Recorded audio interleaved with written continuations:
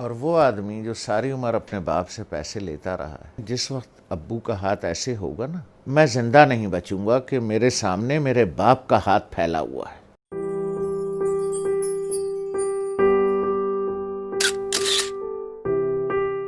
تو ہم امی کے کمرے میں بیٹھے تھے، وہ اپنے سامنے بیٹھی ہوئی تھیں۔ تو میری ایک ہی بہن پاکستان میں ہے، اس کے تینوں بچے بھی آئے ہوئے تھے، وہ بھی آئی ہوئی تھی۔ تو ادھر صوفہ رکھا تھا تو اس پہ میں بیٹھا تھا، 2 لوگوں کا صوفہ تھا، ہے وہ۔ تو والد صاحب برابر میں بیٹھے تھے، تو سب لوگ باتیں کر رہے تھے، تو میں نے کوئی 2-4 پیسے نکال کر کے والد صاحب کو ویسے ہی پیش کر دیے۔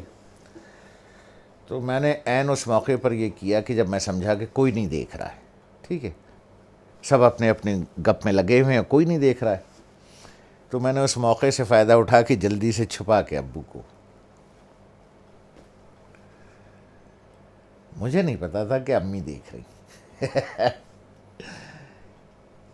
تو انہوں نے بڑے زور سے کہا، دوبارہ دو، جیسے وہ ذرا سختی سے بات کرتی ہیں۔ تو مجھے یہ تو پتہ چل گیا کہ انہوں نے دیکھ لیا۔ تو میں سوچ رہا ہوں کہ یہ کیوں کہہ رہی ہیں دوبارہ دو۔ ان کا نواسا ساتھ بیٹھا تھا، حمزہ، جو ماشاءاللہ 6.25 فٹ کا ہے، اس وقت 6.25 فٹ کا تھا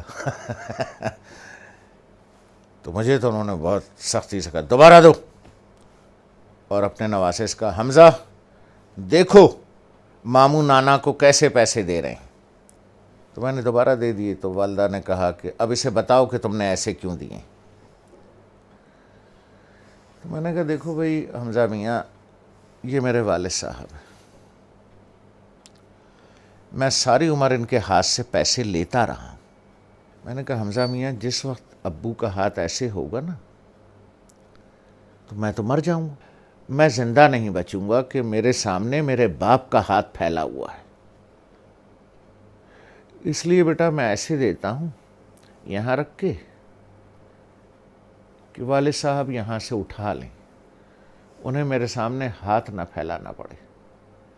جس طرح سے پرانے وقتوں میں بادشاہوں کو نظر اور نیاز دی جاتی تھی نا، یوں کر کے، اور بادشاہ اگر قبول کر لے، اٹھا لے، تو وہ نیاز قبول ہو جاتی تھی۔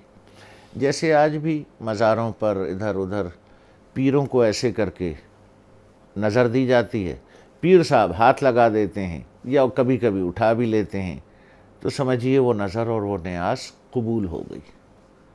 تو اس لیے میں ایسے کر کے نظر پیش کرتا ہوں، چھپا کے کہ کوئی دیکھ نہ لے کہ باپ ہاتھ پھیلا رہا ہے۔ نہیں نہیں نہیں، باپ نظر قبول کر رہا ہے، اس نے ہاتھ لگا دیا تو قبول ہو گیا۔ اب وہ حدیث مبارک کا مفہوم ذہن میں لائیں، جب سرکار رحمت اللہ عالمین صلی اللہ علیہ وسلم نے بیٹے کا گریبان پکڑ کے کہا کہ تو اور تیرے پاس جو کچھ ہے تیرے باپ کا۔ لوگ بھاگتے ہیں، میں آخری بات کروں، لوگ بھاگتے ہیں وہ فلانے پیر صاحب سے دعا کرا لیں، ہیں جی، وہ فلانے مزار پہ دعا کر لیں، وہ پیر صاحب کا جھوٹا پانی پی لیں، ہیں جی، وہ پیر صاحب کی جوتیاں اٹھا لیں، بخشے جائیں گے، ثواب ملے گا۔ ارے یار، 2 عدد پیر تمہارے گھر میں بیٹھے ہیں،